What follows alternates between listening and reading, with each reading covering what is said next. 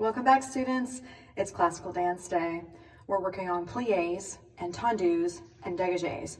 Briefly, I want to remind you that our plié does mean to bend, but keep in mind we do these all the time. We use a plié when we take off to jump. We use a plié before we rise on our toes. In fact, athletes use pliés all the time. A plié is simply a knee bend. It does involve some control in ballet, but not always in modern and contemporary dance. When we begin steps at the bar and we are practicing ballet, we're classifying things in a codified way. The word codified means it's been coded, it's been labeled, it's been named. But frequently in dance, there are many times that we can describe simply jump or take off or land this way, and we don't always use the technical terms. What I'm doing this semester is on certain days I will definitely be referring to these technical terms, and I want you to learn them. I do not always ask you to learn them and apply them on the other days. Today I'm going to do a plie progression where I use first and second position, certain kinds of plies with movements that involve the arms and the head. Pay attention to that. That's becoming more advanced. The song that comes after this, I will begin to work with tendus, and remember that is a stretching motion, side, away from the body. We use tendus all the time in dance, but we're not necessarily standing at the bar. Keep in mind, the bar work is simply practicing. We don't really see that work again. It's just like all those drills that a basketball player does, and then they get into the game and you don't even see any of the work, much less the blood, sweat, and tears that we all do before we're in that performance. And so, I want you to keep in mind, because I do not want you to skip forward through these sections where I'm talking about how these pieces come together.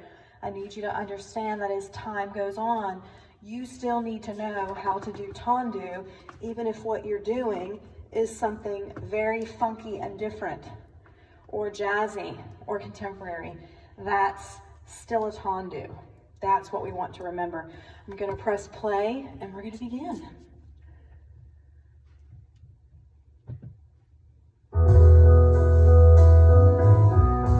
And this is a little bit of an unusual type of instrumental. It's not made for that ballet class. Here we go. Bend. Bend. I've got my hand on my hip now, but I'm going to change that. And I want my hand to follow me. Here we go. Bend, your arm comes down. It comes forward and it opens. It comes down with one plie. It comes forward and it opens. Keep going. It comes down as you bend. It comes forward as you open.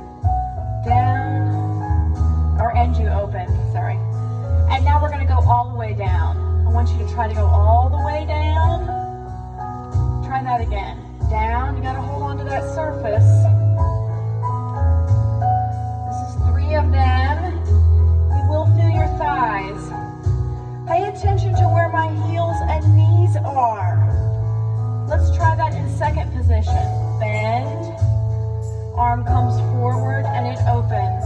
You bend, heels are not coming off the ground, forward and open. Basic stance, posture, chest is lifted. We're going to do a deep knee bend here, but this time the heels do not come up. Do not let your heels come up. That means you may have to spread your feet apart.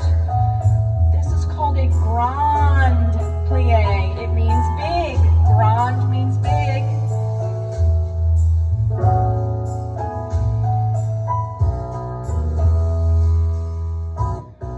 We're going to come back into first position, okay?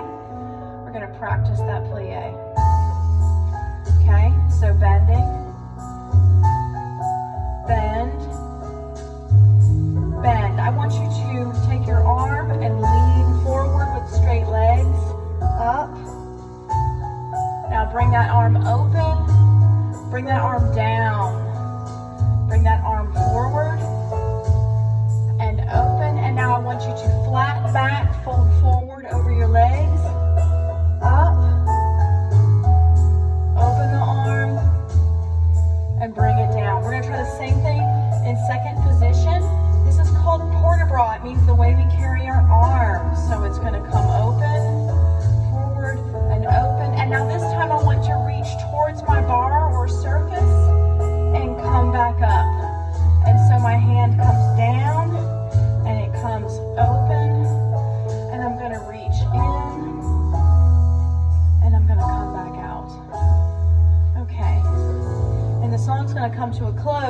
Now, we're going to practice tendus, and I'm actually going to switch sides. And we're going to practice degages in the next song, okay? I'm going to swing this around. We're going to keep with our jazz theme. I'm kind of digging that lately. Okay.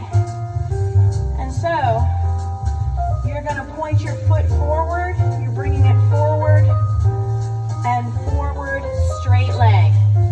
I'm going to start using my arm today, side. I want you to imagine hugging a very large tree. Don't drop your elbow. Notice I kept pointing my toe to the back. Bring it back to first.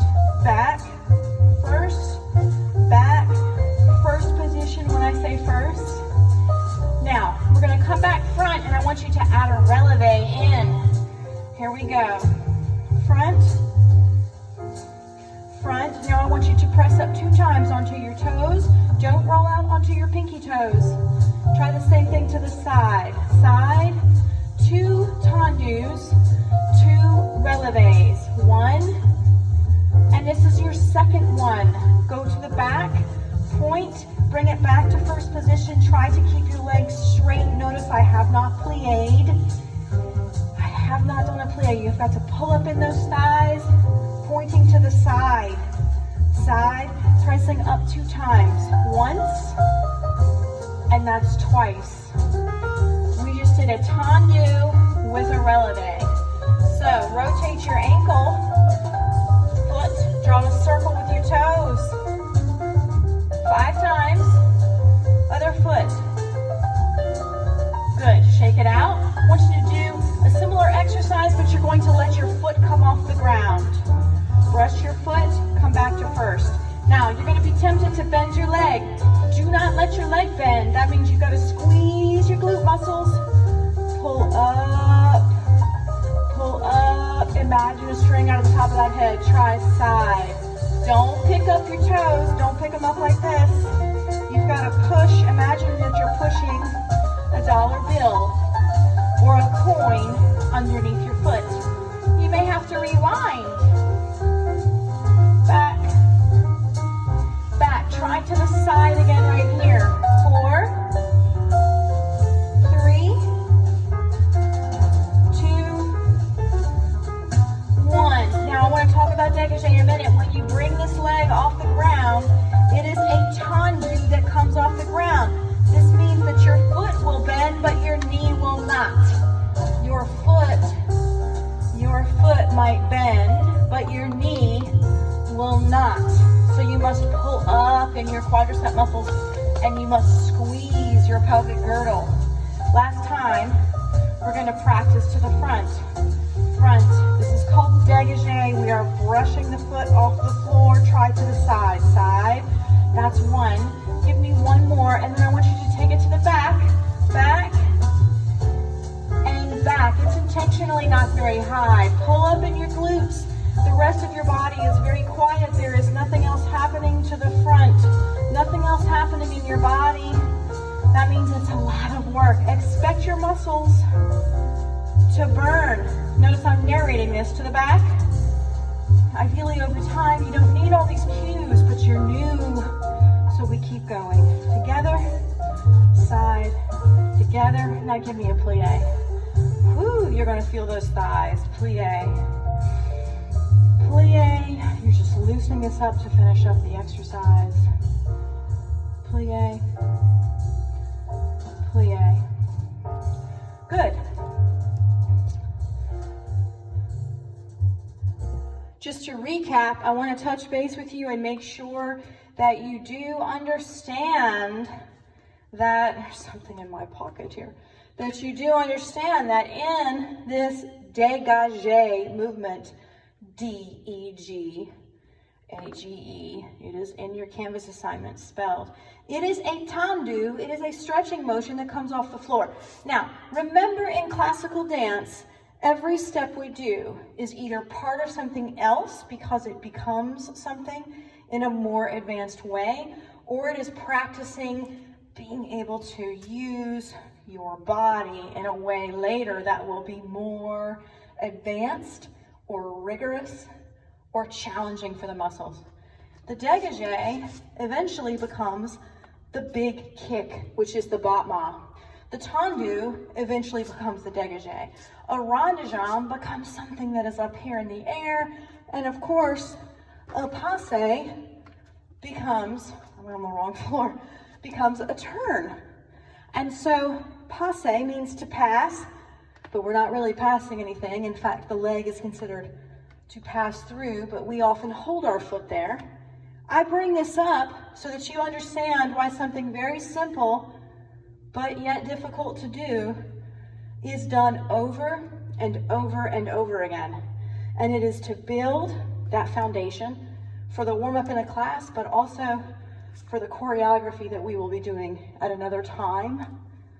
A dancer's got to be able to do all those steps. And so the practice of the smaller steps is how this all began 400 years ago.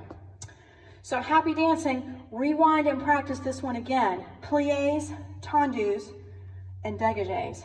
It is hard work, but you'll get it, I promise.